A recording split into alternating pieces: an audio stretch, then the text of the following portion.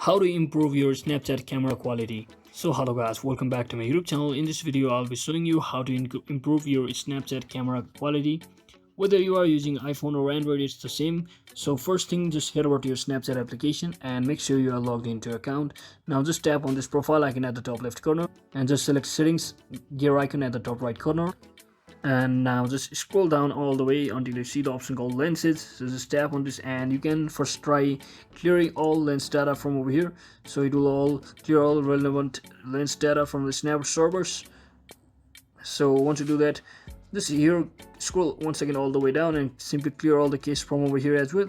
So once you do all of that, now just head over to your settings of your mobile and just scroll all the way down until you see the apps. Select it and simply search in for Snapchat application just like this and just open the application from over here. And now simply select the permission option and make sure you have allowed the camera option from over here as well.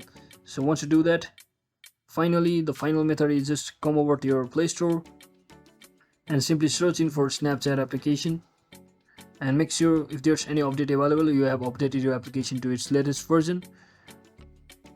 So that is it for today guys. I hope this video was informational. If it was, don't forget to like and subscribe to the channel. See you on the next one.